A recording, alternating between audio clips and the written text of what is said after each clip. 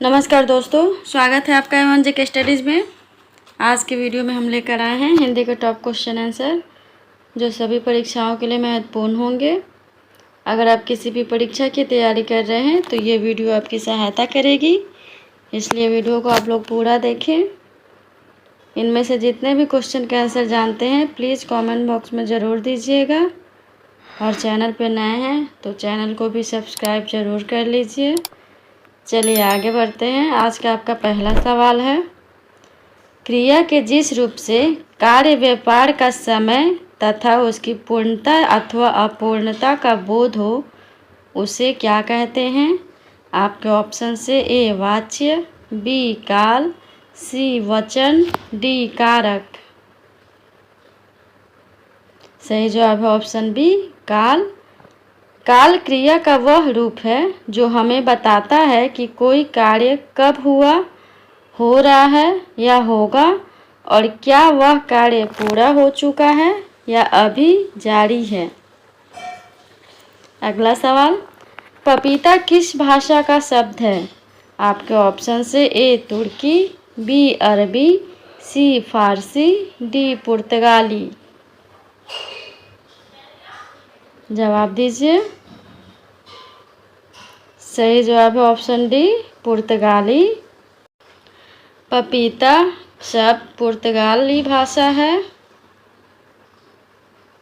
अगला सवाल, शुद्ध वर्तनी का चयन कीजिए। आपके ऑप्शन से ए खिवैया, बी निरपेक्ष, सी अनानास, डी न्योछावर। जवाब दीजिए। सही जवाब है ऑप्शन बी निरपेक्ष। अगला सवाल, निजवाचक सर्वनाम का प्रयोग किस वाक्य में हुआ है? आपके ऑप्शन से ए आज अपनापन कहाँ है, बी अपनों से क्या छिपाना, सी आप भला तो जग भला, डी यह मेरी निजी पुस्तक है। जवाब दीजिए। सही जवाब है ऑप्शन सी आप भला तो जग भला। निजवाचक सर्वनाम वे सर्वनाम होते हैं जो वाक्य में कर्ता के साथ प्रयुक्त होकर उसी की ओर संकेत करते हैं, जैसे आप, अपना, अपने आप, स्वयं आदि। अगला सवाल, जगदीश का संधि विच्छेद क्या है? जगदीश का संधि विच्छेद क्या है? आपके ऑप्शन से ए जगत धन ईश, बी जगत धन ईश, सी जग धन दिश, डी जगत धन ईश। सही जवाब है ऑप्शन ए जगत धन ईश। जगदीश का संधि विच्छेद जगत धन ईश है। यह एक व्यंजन संधि का उदाहरण है। यहाँ जगत शब्द का अंतिम व्यंजन त और ईश शब्द का पहला वर्ण ई मिलकर दी बना देते हैं। अगला सवाल, उपटन शब्द का तत्सम रूप क्या है? आपके ऑप्शन से ए ऊर्ध्वतन, बी उपलेपन, सी उलेपन, डी उद्वर्तन। जवाब दीजिए। सही जवाब है ऑप्शन डी उद्वर्तन। उपटन शब्द का तत्सम रूप उद्वर्तन है। अगला सवाल, राम क्रिकेट खेलता है पर अच्छा नहीं, कौन सा वाक्य है? आपके ऑप्शन से ए मिश्र, बी संयुक्त, सी जटिल, डी सरल। बताइए। सही जवाब है ऑप्शन बी संयुक्त। वह वाक्य जिसमें दो या दो से अधिक स्वतंत्र उपवाक्य किसी संयोजक जैसे और, पर, लेकिन या इसलिए आदि से जुड़े होते हैं संयुक्त वाक्य कहलाते हैं। अगला सवाल, निज भाषा उन्नति है सब उन्नति को मूल, बिनु निज भाषा ज्ञान के मिटत नहीं को सूल में कौन सा छंद है? आपके ऑप्शन से ए रोला, बी दोहा, सी हरि गीतिका, डी सोरठा। सही जवाब है ऑप्शन बी दोहा। यह दोहा छंद में है। दोहा एक मात्रिक छंद है जिसमें 4 चरण होते हैं। पहले और तीसरे चरण में 13-13 मात्राएं होती हैं और दूसरे और चौथे चरण में 11-11 मात्राएं होती हैं। अगला सवाल, कर्मधारय समास का उदाहरण कौन सा है? आपके ऑप्शन हैं ए पाठशाला, बी श्वेत पत्र, सी नीलकंठ, डी गगनचुंबी। जवाब दीजिए। सही जवाब है ऑप्शन बी श्वेत पत्र। कर्मधारय समास वह समास होता है जिसमें पहला पद विशेषण, दूसरे पद विशेष्य की विशेषता बताता है। श्वेत पत्र में श्वेत विशेषण है और पत्र यानी कागज विशेष्य है, इसलिए यह कर्मधारय समास का उदाहरण है।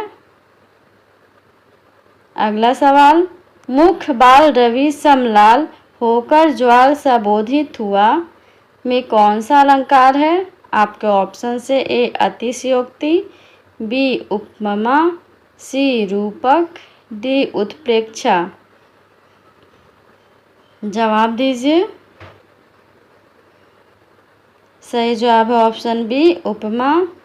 उपमा अलंकार वहाँ होता है जहाँ किसी वस्तु या व्यक्ति की तुलना किसी दूसरी प्रसिद्ध वस्तु या व्यक्ति से की जाती है समानता दिखाने के लिए। इस पंक्ति में मुख यानी चेहरे की तुलना बाल रवि यानी सुबह के सूरज से की गई है और ज्वाल आग की लपट से की गई है।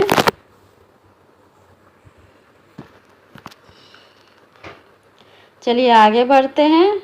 अगला सवाल, वह घर पहुंच गया, इस वाक्य में पहुंच गया किस क्रिया का उदाहरण है? आपके ऑप्शन से ए प्रेरणार्थक क्रिया, बी द्विकर्मक क्रिया, सी संयुक्त क्रिया, डी पूर्वकालिक क्रिया। जवाब दीजिए। सही जवाब है ऑप्शन सी संयुक्त क्रिया। जब दो या दो से अधिक क्रियाएं मिलकर किसी एक पूर्ण क्रिया का बोध कराती है तो उसे संयुक्त क्रिया कहते हैं। इस वाक्य में पहुंच और गया दो अलग अलग क्रियाएं हैं, लेकिन वे मिलकर पहुंच गया एक पूर्ण क्रिया का निर्माण करती है जो घर पहुंचने की क्रिया को दर्शाती है। अगला सवाल, बघेली बोली का संबंध किस उपभाषा से है? आपके ऑप्शन से ए राजस्थानी, बी बिहारी, सी पूर्वी हिंदी, डी पश्चिमी हिंदी। जवाब दीजिए। सही जवाब है ऑप्शन सी पूर्वी हिंदी। बघेली बोली पूर्वी हिंदी उपभाषा के अंतर्गत आती है। यह बोली मुख्य रूप से बघेलखंड क्षेत्र में बोली जाती है। अगला सवाल, पुरुषवाचक सर्वनाम के कितने भेद होते हैं? आपके ऑप्शन से ए 7, बी 3, सी 4, डी 2। जवाब दीजिए। सही जवाब है ऑप्शन बी 3। पुरुषवाचक सर्वनाम के 3 भेद होते हैं, उत्तम पुरुष, मध्यम पुरुष और अन्य पुरुष।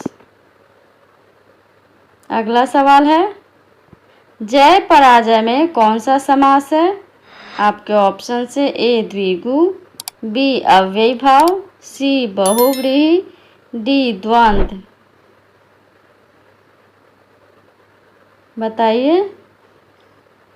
सही जवाब है ऑप्शन डी द्वंद्व। द्वंद्व समास वह समास होता है जिसमें दोनों पद प्रधान होते हैं।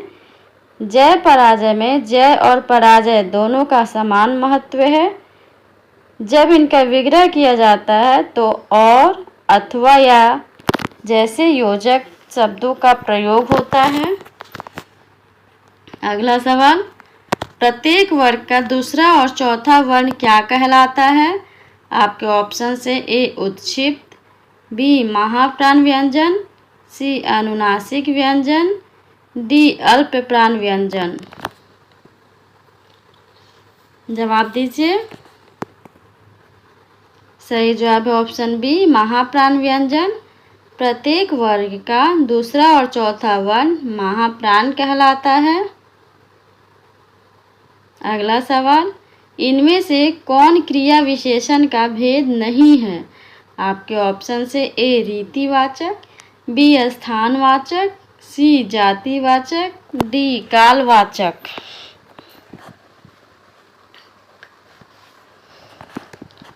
सही जवाब है ऑप्शन सी जातिवाचक।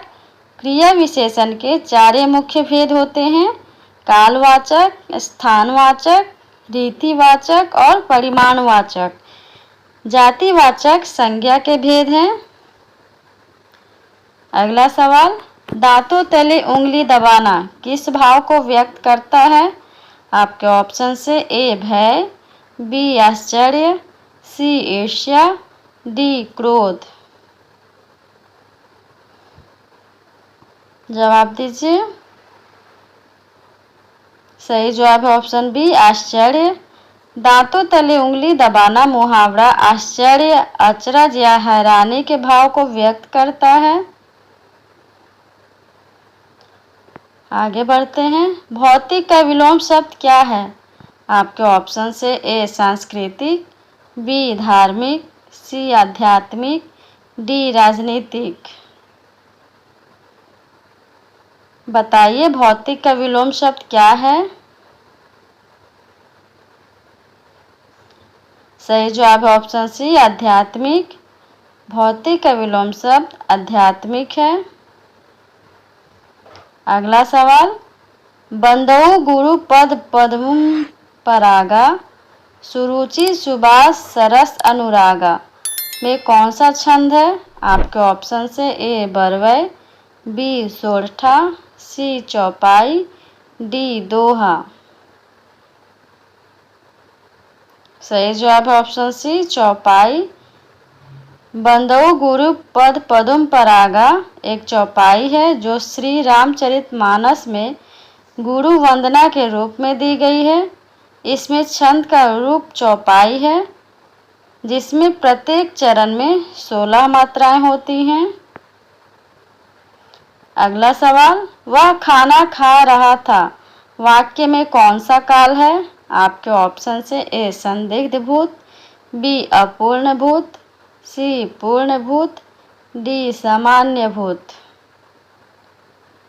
जवाब दीजिए। सही जवाब है ऑप्शन बी अपूर्ण भूत।